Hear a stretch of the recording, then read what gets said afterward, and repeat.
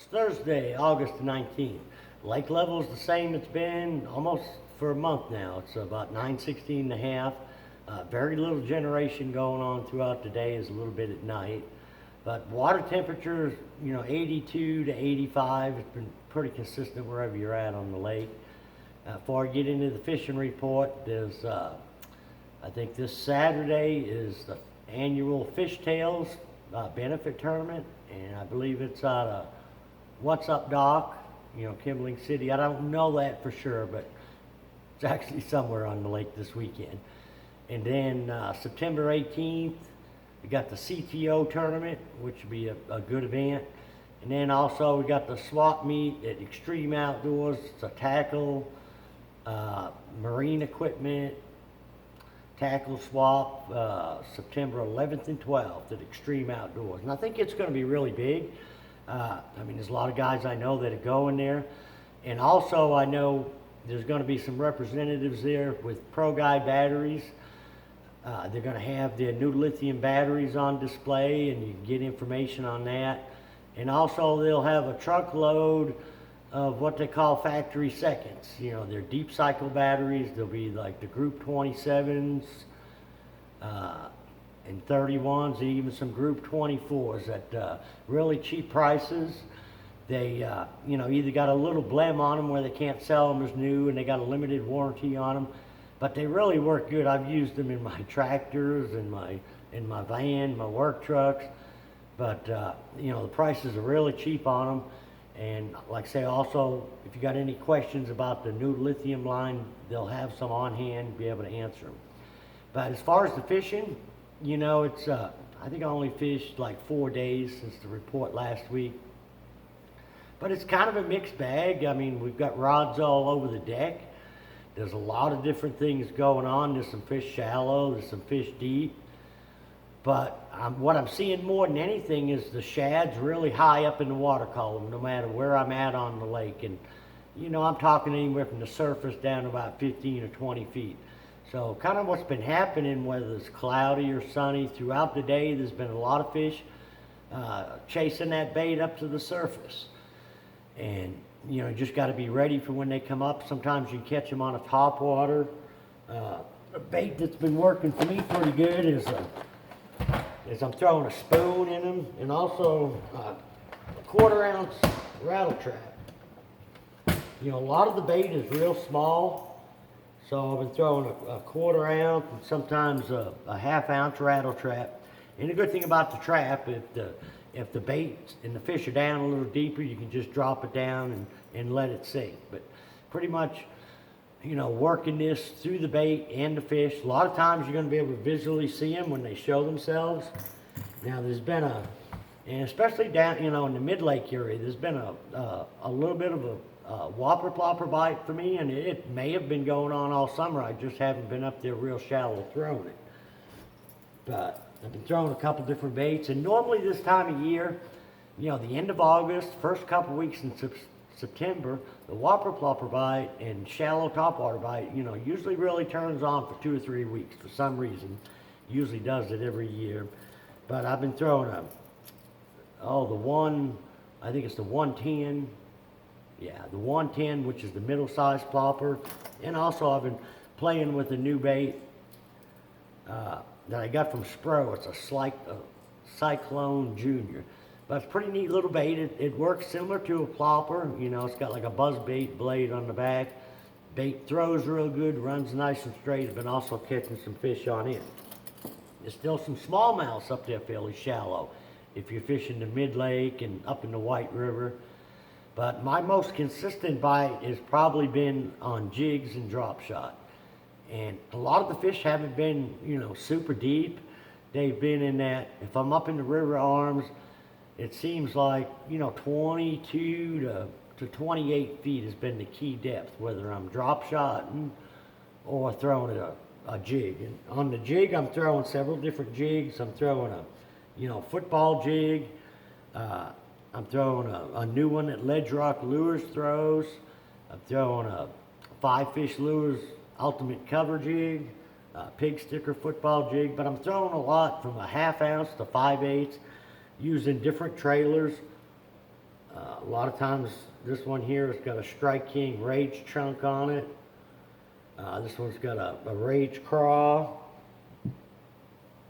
This one here has got a Ledge Rock Lures, crawdad, but anything with twin tails, it seems like a lot of leg action.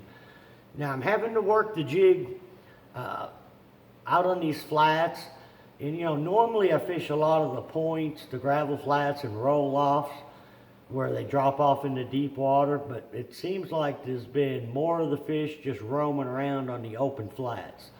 So you got to take and spend a little bit of time, but the key seems to be if you find the bait out on the flats, even if the bait's up in 10 or 12 feet, what I've been doing is fishing the jig and a swim bait and the drop shot underneath that bait.